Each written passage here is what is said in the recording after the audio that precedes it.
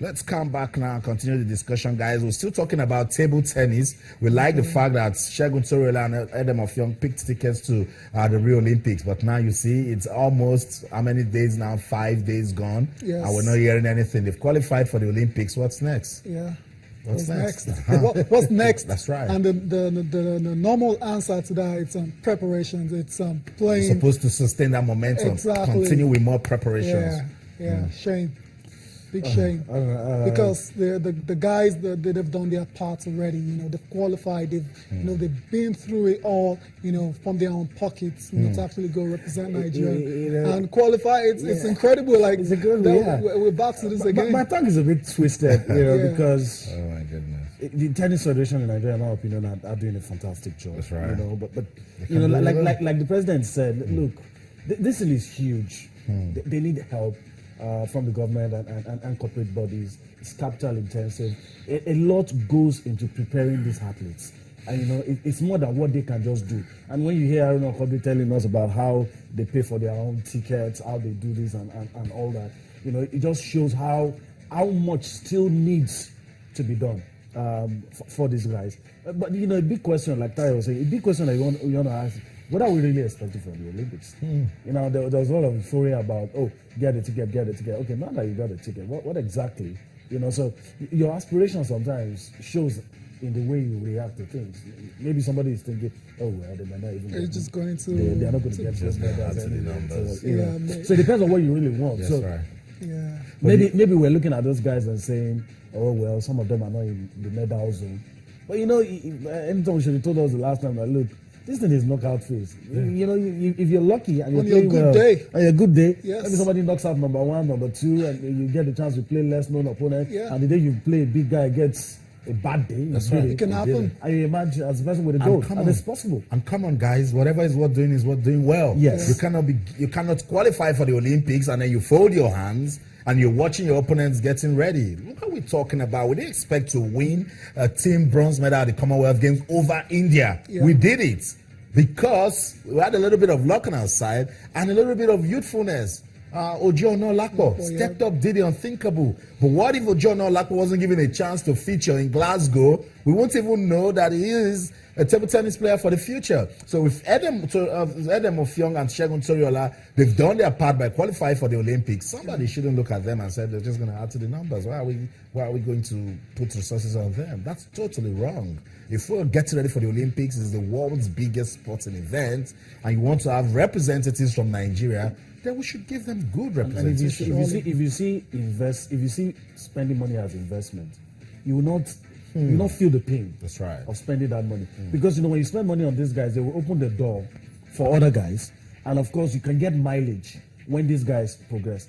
I will not sit here and lay the blame on the federation, because they're one of the few guys that I feel they're doing a very good job. But I'm just hoping they'll get all the support that they need. Sports ministry, federal government, corporate bodies do this. And who knows? We might just get. Let's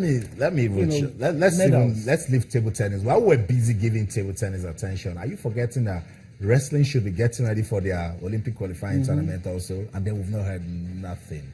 Same thing with weightlifting. Now, at the end of the day, we will do the same fire brigade approach that we did with Taekwondo, and then they will go, and then they will miss out of it.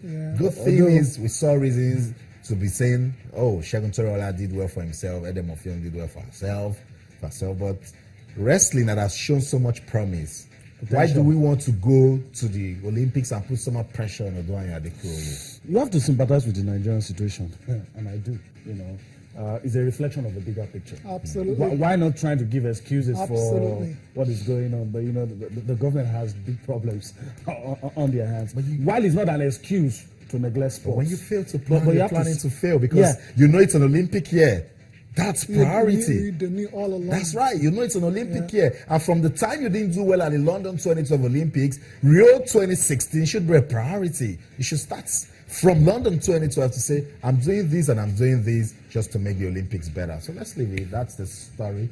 Okay, let's see if we can get Adam of Young talk to us this morning on the program. She's just back from Sudan. I'm sure she's chilling, but also having a mind on Rio 2016. Now that I have qualified, what's up?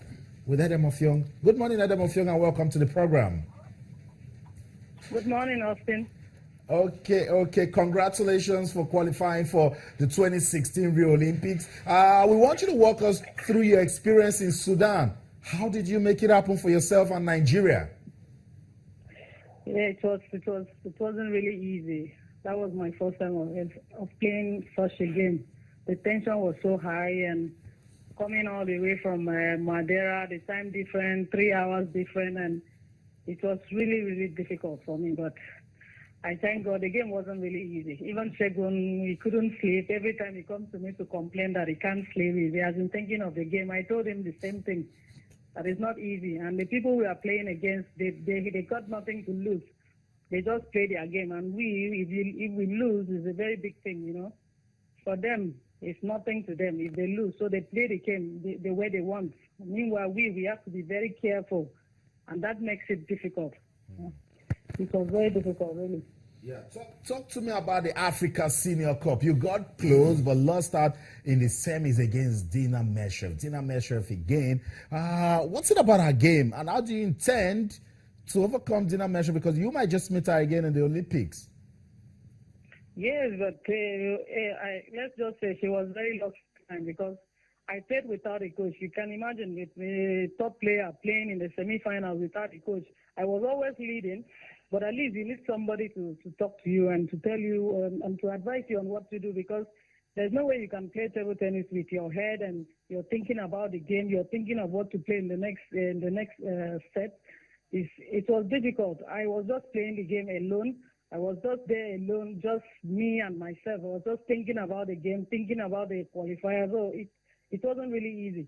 It wasn't easy, really. I know. I can imagine how difficult it was for you. But now you've qualified for the Olympics. The Olympics is in August. What's the next plan for Edem Offiong? Is it the World Team Championships in Malaysia? Are you going on a training tour? Because this is almost March. March is here. August is coming. What's the plan? Yeah, for now, there's no plan because there's nothing we can do without our federation. We are to go for a World Championship in Malaysia, and we are not even sure of anything because up to now, I've not heard from my federation, though I've not talked to them, but at least I don't need to be talking to my federation. They should be the one to be calling and to know wherever the players are, and to let them to make them understand that they should be ready for so and so. Malaysia is coming up this week. So for now, we've not heard anything. We don't know if we are going. And if we don't go to Malaysia, it's not going to be funny, because if we don't go, automatically we are going down to Division 3. And Nigeria playing in Division 3, it won't be nice at all, because all this while we've been in Division 2, trying to go to Division 1. So it's difficult because in Division 1, you have a lot of Chinese. And for Nigeria, we just stay in Nigeria, if not for the rest of us who are in Europe, and you get to train and all of that. It's not easy playing in Nigeria and to meet up with the standards, because as it is no tournament, and there's no way you can improve like that, just training with your fellow colleagues and all of that. So we need to, I don't know, for the Olympics, we need to go for training. So if really they want us to do the best, because for Nigeria, they'll say, what are they going to do? They're not going to make any difference and all of that. So no training for no this, but I hope this time is going to be a different thing. Okay, and for us, we can only wish you all the best as you get ready for the 2016 Rio Olympics. Thank you so much, Edem Offiong, for speaking to us this morning.